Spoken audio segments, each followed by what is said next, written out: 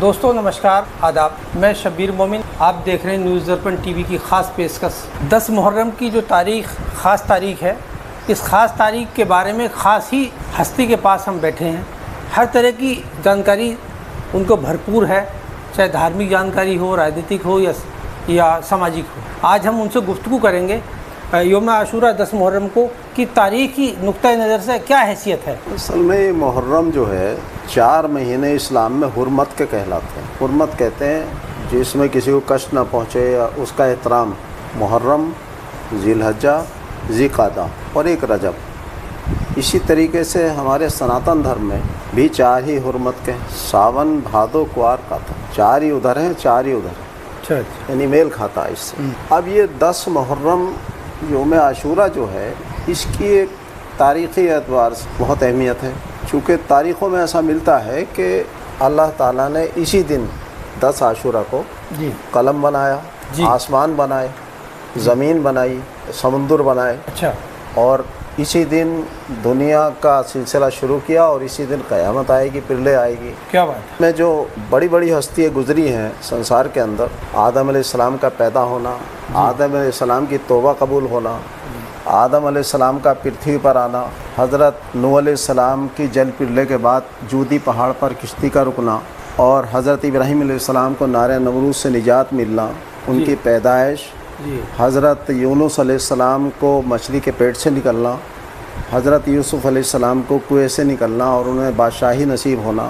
حضرت سلیمان علیہ السلام کو تمام دنیا کے ساری چیزوں پر بادشاہت نصیب ہونا، حضرت عیسیٰ علیہ السلام کو سولی پر چڑھانا اور انہیں آسمان پر اٹھانا، حضرت ادریس علیہ السلام کو آسمان پر اٹھانا، حضرت موسیٰ علیہ السلام کو فرعون کے اور ان کے جو قوم تھی بنی اسرائیل، اس کو فرعون سے نجات دینا، اور فرعون کا لشکر نیل ندی میں سمندر میں ڈوب جانا، اور اس طرح کی اتنے بڑے اس کے مطلب امام حسین کی شہادت سے پہلے بھی یہ مکرم دن، اس میں یہودی حضرات بھی روزہ رکھتے ہیں، اچھا، اور رسول پاک صلی اللہ علیہ وسلم نے بھی اس کا روزہ رکھا ہے، لیکن چونکہ تھوڑی سی بھنتا لانے کے لیے ایک دن یا تو 9 اور 10 کا رکھ لو، یا 10 اور 11 کا رکھ لو۔ مطلب اسلام میں 2 روزے، اسلام میں 2 روزے ہیں اس کے، نفلی روزہ ہے، کوئی فرض نہیں ہے، لیکن اہمیت بہت ہے۔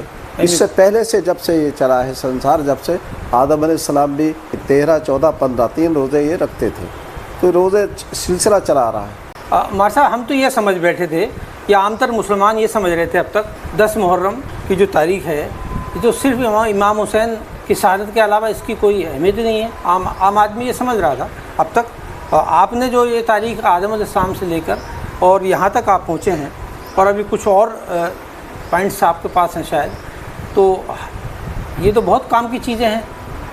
دیکھیے، اصل میں یہ جتنے بھی نبی اوتار آئے ہیں دنیا میں مانوتا کے سدھار کے لیے، دور حق ستیوگ لانے کے لیے، ان سب نے اس مہینے کی میں کہیں نہ کہیں کچھ نہ کچھ پایا ہے، اور اس میں کوئی نہ کوئی عمل انہوں نے ٹھہرایا۔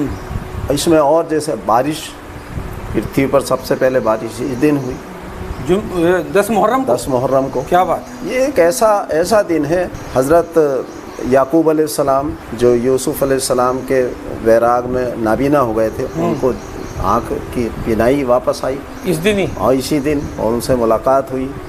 حضرت ختیجہ رضی اللہ تعالیٰ عنہ جو حضرت رسول پاک صلی اللہ علیہ وسلم کی مبارک ہم سب کی ماں تھی، ہم سب کی ماں، ان کا نکاح بھی اسی دن اللہ نے طے کیا اور نکاح ہوا۔ بہت ساری چیزیں تاریخی ایسی ہیں کہ جو دنیا کی تاریخ یہاں آ کے ٹکتی ہے۔ یہ تو بڑا معزز اور مکرم دن ہوا، اور ہم تو یہ سمجھ بیٹھے تھے، ہمیں تو یہ پتہ ہی نہیں تھا کہ اب تک 10 محرم امام حسین کی شہادت ہی ہوگی، اس سے زیادہ کچھ نہیں ہے۔ تو یہ تو آپ نے وہ چیزیں بتائی ہیں جو ذہنوں کو کھول دیں گی، لوگوں کو ایک نئی چیز یہاں سے ملی ہے۔ اس کے علاوہ میں یہ جاننا چاہوں گا، آپ نبی صلی اللہ علیہ وسلم کی دنیا سے جانے کے بعد کتنے دن بعد یہ واقعہ پیش آئے؟ دیکھیے، اصل میں یہ جو دور حق ہے، یہ رسول پاک صلی اللہ علیہ وسلم کا زمین پر آنا اور ایک نبوت کا سلسلہ چلنا، اور نبوت کا انتم چھور آپ نے پورا کیا، یہ پوری مانوتا کو غلامی سے نکال کر آزادی پر لا کر کھڑا کرنا۔ بہت ساری پرتھائیں، ستی پرتھا تھی، यूरोप में बहुत गंदगी थी, महिलाओं पर अत्याचार होते थे, काले और गोरे का फ़र्क था, वर्ण व्यवस्था थी और बहुत सारी कुरीतियाँ ऐसी थी इंसान को इंसान बनाने का, चाहे छोटा हो चाहे बड़ा हो। आपने कहा सारे इंसान आदम की औलाद, किसी पे किसी की कोई बड़ाई नहीं, बड़ाई सिर्फ उसमें है जिसमें गुणवत्ता के आधार पर मानवता ज़्यादा, वो गुणवत्ता है। ये जब आप मक्के से मदीने आए तो वहाँ 10 साल आपने शासन फिर बंद किया। अच्छा। और इस सारे जितने भी अमानवीय घटनाएं थी, कुरीतियाँ थी जो मानव पर पूरे संसार में होती थी, आपने पूरे संसार के लिए उद्घोष किया है। और एक अरफात के मैदान में जो ऐलान किया आपने कि जाओ ये प्रोग्राम सारी दुनिया के लिए मैं आया हूँ, सारी दुनिया में बता दो जाके कि दुनिया को जीने का हक फितरी जो जीना है वो इस रास्ते पर, नेचर जो जिंदगी है, असल जिंदगी। अब वो उसके बाद 632 ईस्वी यानी कहना चाहिए 10 हिजरी, उसमें आप दुनिया से चले जाते हैं। और 632 के बाद पहले खलीफा अव्वल हज़रत अबू सिद्दीक़ रज़ियल्लाहु ताला अन्हु, जो लगभग 2.5 साल उनकी हुकूमत रही, उनकी खिलाफत रही, खलीफा अव्वल की। और उसके बाद खलीफा दोयम हज़रत उमर फ़ारूक रज़ियल्लाहु ताला अन्हु, उनके शासन प्रणाली भी वही रही जो पिछलों की रही जी। 10 साल तक उनकी रही, 10 साल हुकूमत उनकी रही। और उसके बाद जब वो भी शहीद कर दिए गए तो उन्होंने 6 आदमी चुन दिए, यानी लोकतांत्रिक तरीका। 6 आदमी चुन दिए कि इनमें से चूंकि वो ऐसे नहीं घोड़े गधे कहीं के भी इकट्ठे कर लो, जो अहले उस लायक थे उन्हें 6 को चुन दिया और वही लोग चुनेंगे और उनमें से चुनेंगे। अच्छा। तो उसमें चयन हुआ हज़रत उस्मान रज़ियल्लाहु ताला। अच्छा।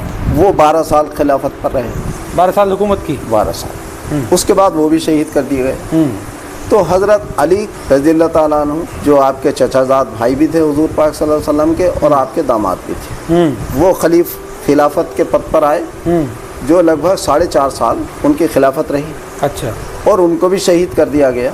और शहादत के बाद हज़रत हसन जो उनके बड़े बेटे थे उन्होंने खिलाफत, यानी उन्हें खिलाफत मिल गई, जो केवल 6 महीने चली, केवल 6 महीने। इतने में ही शाम के गवर्नर जो थे, जो उमर रज़ियल्लाहु ताला के ज़माने से चले आ रहे थे, अमीर माविया। अच्छा। वो गवर्नर थे। शाम मतलब आज के दिन में क्या सीरिया? हाँ, सीरिया जो है ये मुल्क शाम कहलाता था। वहाँ दमिश्क जो आज भी है, दमिश्क राजधानी है, वो वहाँ के गवर्नर बनाए गए थे। अच्छा। इत्तफाक से उन्होंने हज़रत अली की बैत नहीं की, यानी उनको खलीफा नहीं माना। उनका कहना ये था कि जो उस्मान रज़ियल्लाहु ताला के कातिल हैं उनका बदला लिया जाए, क़सास लिया जाए। अच्छा। अली का कहना था कि पहले हम कायम हो जाएं, अपना मजबूत अपने आप को कर लें, खिलाफत कायम कर लें, आप सब लोग ताकत से इकट्ठे होकर और फिर उनका पता करके उनको सज़ा देंगे।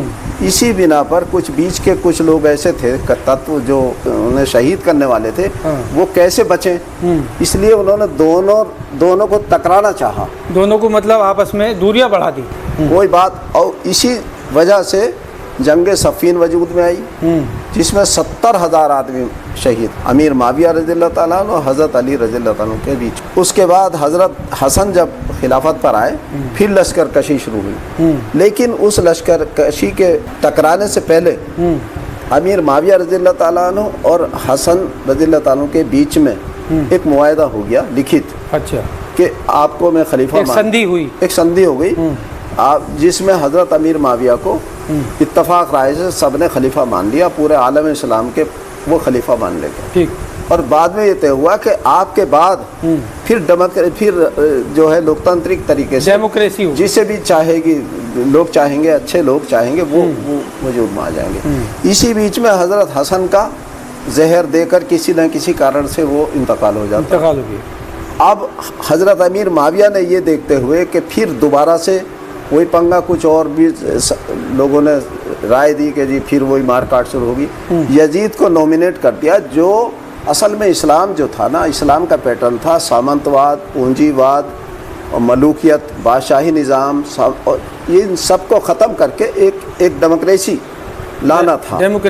यहाँ जो अमीर माविया ने नॉमिनेट किया वो उस पद्धति के खिलाफ था। हाँ, खिलाफ जो अब तक चली आ रही थी, उस पद्धति के खिलाफ था वो, جس کا विरोध कुछ सहाबा ने किया, जिसमें हज़रत इमाम हुसैन भी थे, हज़रत अब्दुल्ला बिन ज़ुबैर थे, हज़रत अब्दुल्ला बिन उमर थे, हज़रत अब्दुल्ला बिन अबू बकर थे, अब्दुर्रहमान बिन अबू बकर और अब्दुल्ला बिन अब्बास, ये 5 आदमी उनसे बैत नहीं की यजीद से. अच्छा. इन्होंने विरोध किया कि भाई हम शासन लाने में चूँकि टेढ़ आ गई है, वो तरीका नहीं है जो रसूल पाक सल्लल्लाहु अलैहि वसल्लम से और आखिरी खलीफा तक चल रहा था. अब इसमें मलूकियत एक यानी एक ख़ानदानी निज़ाम, एक बादशाही निज़ाम को यहाँ आ गई जो इस्लाम के विरोध में. उस विरोध की वजह से ये टकराव की नौबत बढ़ी. यजीद ने चाहा कि ये बैत कर लें बज़ोर क़ुव्वत. बैत का मतलब समर्पण कर देना, उनको मान लेना.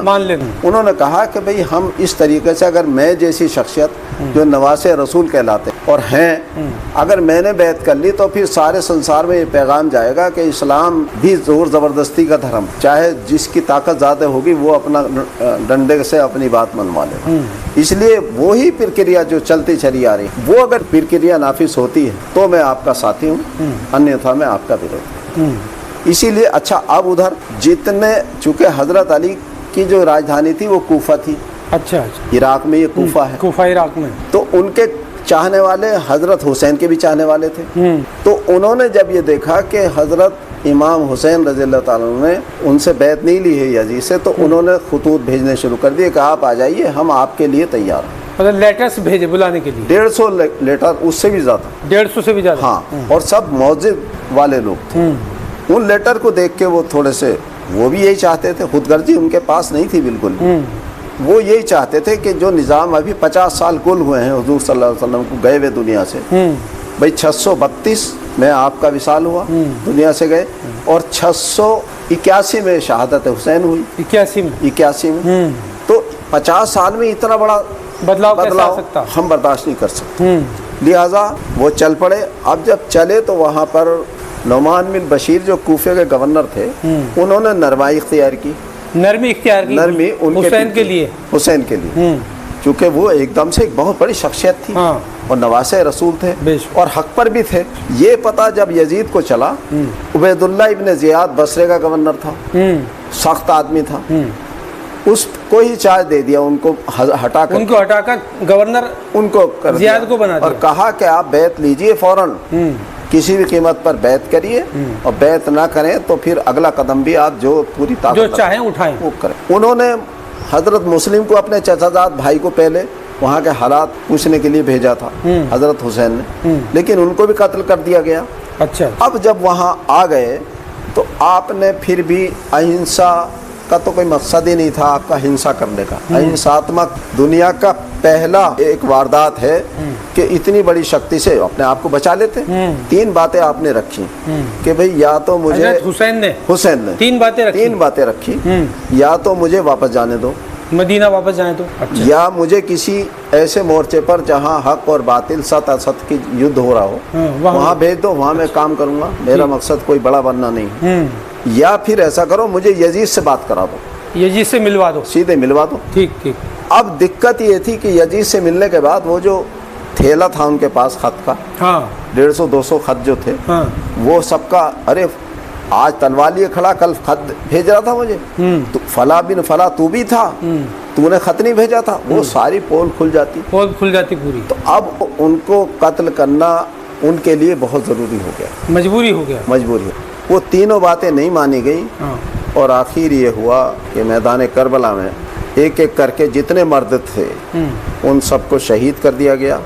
पहले खेमे वहाँ डाले. इधर हुसैन रज़ियल्लाहु ताला के पास फौज तो कोई थी नहीं, और 72 साथी थे, उसमें भी 6 महीने का बच्चा और कुछ औरतें. तब उनके पास मुकम्मल हथियार भी नहीं, कोई जंग का कोई नहीं था. वो तो फरात के किनारे पर उन्होंने खेमे जमाए थे. तो उबैदुल्लाह ज़ियाद ने कहा यहाँ से हटाओ, पानी ना मिले. अच्छा. 72 घंटे के प्यासे, मतलब पानी उन्हें वहाँ पर नहीं दिया गया. हाँ, वो दूर जाके उनको खेमे डलवाए उनके, ताकि वो एक एक करके सबको शहीद कर दिया गया. अलावा एक ज़ैनुल आबिदीन जो उनके बेटे थे, वो बीमारी शक्ल में थे, उनको छोड़ा गया, उनको भी हथकड़ी डाल के और ये डाल के. और उसके बाद जब हुसैन को शहीद किया गया तो 33 घाव तो नेज़े के थे, उनके जिस्म पर, जी, और 34 घाव तलवार के थे उनके जिस्म पर। और उसके बाद उनका कुर्ता भी उतार लिया गया, उनका तलवार छीन लिया गया, उनके ऊपर से जो कुछ भी सामान था औरतों को लूट लिया गया, खेमों में आग लगा दी गई। वो हाल हुआ है जो एक इंसानी तारीख में कभी ऐसा नहीं हुआ।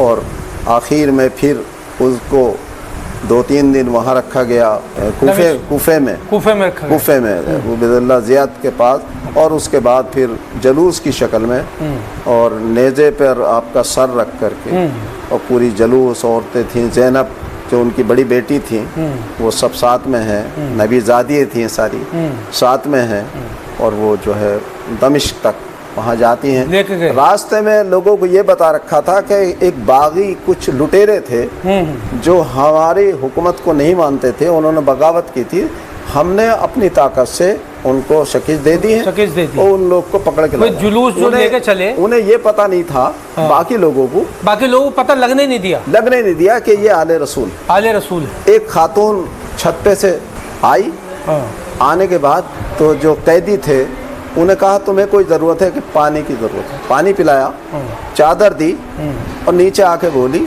मैं तुम्हें नहीं जानती, मेरी जवानी हज़रत फ़ातिमा, एक मदीने में फ़ातिमा है, हुजूर की बेटी हैं, उनके यहाँ मैं नौकरी करती थी।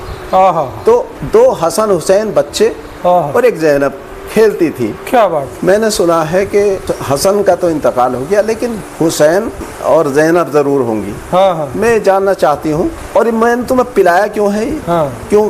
आपकी फ़ातिमा ने कहा था कि अगर कहीं कभी कोई कैदी गुजरे तुम्हारे सामने से तो उसकी खैर खबर रख लेना, खैर खबर कर ले। जानती मैं तुम्हें नहीं, तुम दुआ ये करो कि हुसैन को देख लूँ मैं और ज़ैनब को देख लूँ। ज़ैनब ये दुआ दो मुझे बस इतना, इस दुआ के बदले में उन्होंने, ज़ैनब ने दुआ दी कि आपकी दुआ कबूल हो गई, मैं ज़ैनब हूँ। हाथ बंधे हुए। क्या बात। सकीना 3 साल की और हुसैन वो रहे नेज़े के। उसके बाद यजीद के दरबार में पेश हो जाते हैं, सबसे पूछा जाता तुम कौन तुम कौन तुम कौन। सकीना नहीं बोलती। अरे बोलते क्यों नहीं हो? हजरत ज़ैनुल आबिदीन ने कहा कि इसके गले में इतनी कसी हुई रस्सी है कि बोल नहीं पा रही। रस्सी को टाइट कर रखा था, इसको ढीला कर दो बोल जाएगी। ढीला करने के लिए कोई गया तो उन्हें छूने नहीं दिया अपने आप, भैया की गोद में चली गई, उन्होंने ढीला करा तो उन्हें वो बोली। बहरहाल हजरत ज़ैनब ने जो बहादुरी का सबूत दिया है यजीद के सामने, इतने में अजान हो गई कि देख मेरे नाना का नाम आ रहा है, नाम हमारा रहेगा और आखिरत हमारी रहेगी। उन्हें दुनिया ही बर्बाद कर ली अपनी, और मुश्किल से 3 साल 9 महीने उसकी हुकूमत रही यजीद की। फिर उसका क्या हुआ? फिर क्या हुआ यजीद का? यजीद 3 साल 9 महीने के बाद वो इंतकाल कर गया, और उसका बेटा माविया ही नाम था। अच्छा, उसके बेटे का भी? उसका वो लोग 2 तारीख हैं इसमें, 40 दिन हुकूमत रही और एक के हिसाब से 5 महीने। उसने कहा 21 साल का था वो, ये 39 साल का यजीद। अच्छा। 39 साल की उम्र में फौत हो गया। उन्होंने कि भाई ऐसी जगह में नहीं बैठूंगा। यजीद के बेटे ने कहा, बेटे ने मना कर दिया कि ऐसी गद्दी में मैं नहीं बैठूंगा कि जहाँ इतनी नाइंसाफी के साथ खून बहा हो आले रसूल का, अहले बैत का। और आपने फरमाया था कि हुसैन जो है वो जन्नत के जवानों के सरदार रहेंगे, और ऐसे उनके साथ जो ज़ातियाँ हुई हैं और उनको लूटा गया है, उनको ये तरीका हुआ है। अच्छा, मैं ऐसी करती वो जो एक मुसलसल तारीख़ आपने बयान की है यहाँ तक यजीद तक, वो मुहर्रम कितना मुक़द्दस दिन है ये इससे साबित हो गया, और शायद इमाम हुसैन की शहादत के लिए भी ये मुकर्रर दिन चुना गया उनके मुकाम के हिसाब से। भाई जन्नत में सरदार रहेंगे वो, बेशक। लेकिन आज जो आप देखते हैं आज के ज़माने में जो ये मुहर्रम मनाए जाते हैं, ताजिए, ये सब चीज़ें, ये आज के हिसाब से उसके हिसाब से क्या आप कहाँ कैसे मैच खाता? देखिए, बीमार की अयादत होती है और जो इंतकाल कर जाता है उसकी ताज़ियत होती है। 2 चीज़ें हैं। तो ये शहादत के बाद ताज़िया कहाँ से आया?